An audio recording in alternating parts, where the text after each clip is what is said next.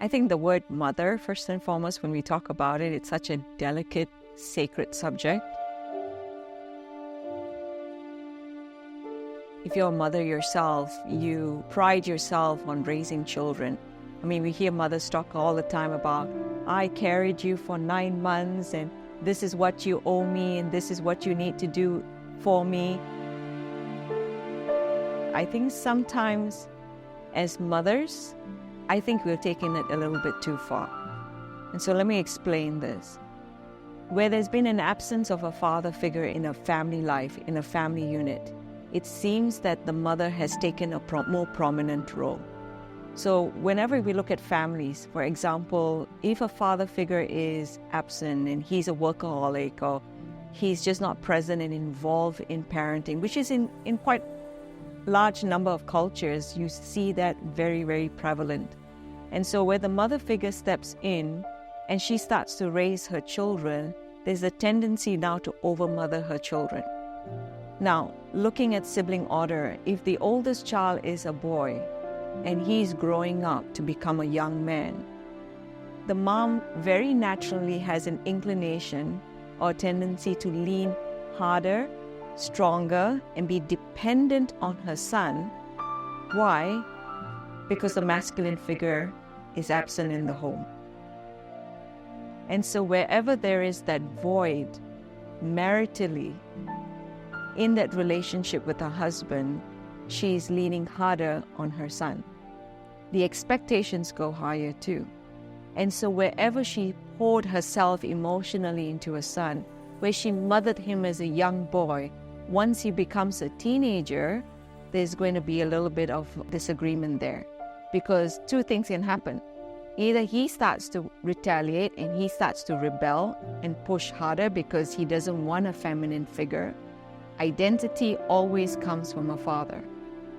And so even a mother can do all the mothering that she wants, identity is going to come. Masculine identity comes from a father. And so a boy who's emerging into becoming a man is looking for masculine identity.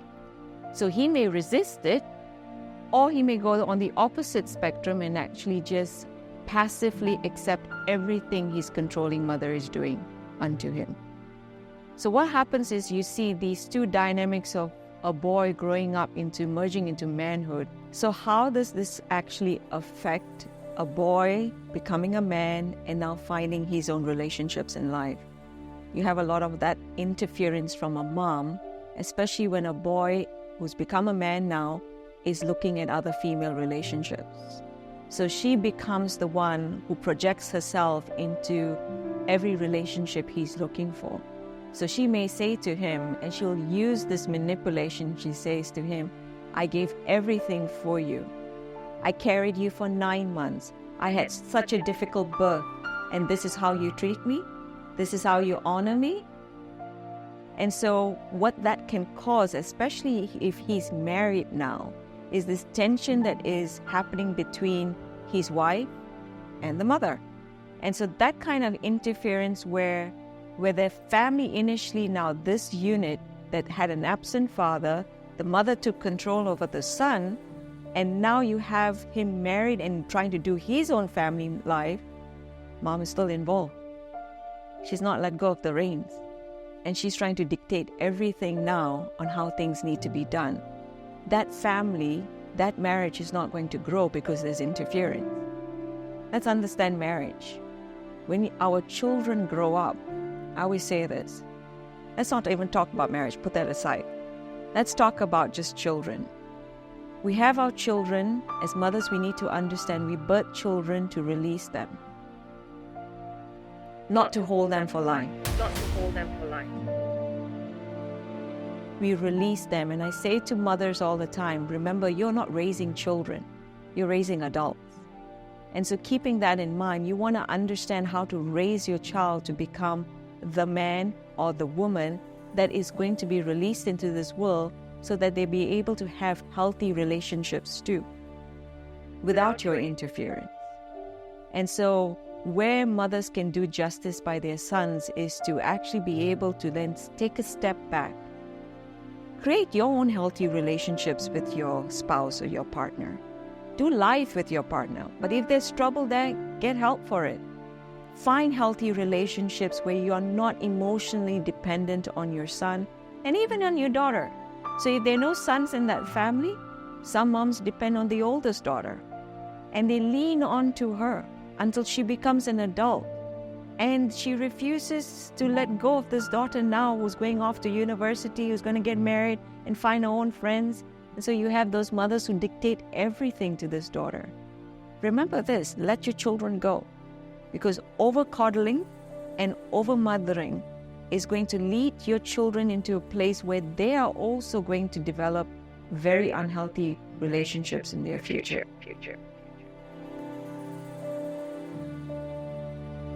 The best time to let go of your children is when they become teens.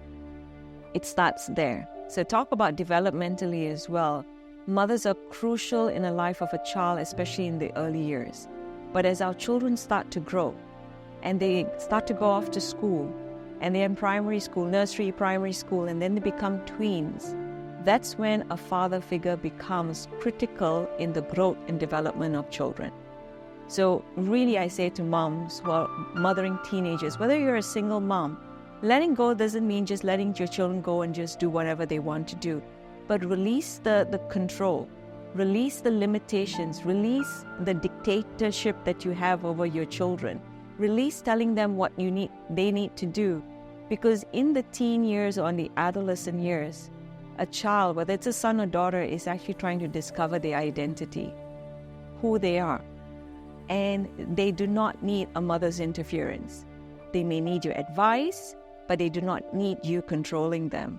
Because the more you try to direct and control your child's life, especially as a mother, because we mothers are very emotional. We think we've had our children, they are with us for the rest of our lives. We need to be in mindfulness, and if you're practicing mindfulness, you're mindful that we are raising our teen son and daughter to become young men, young women that are healthy.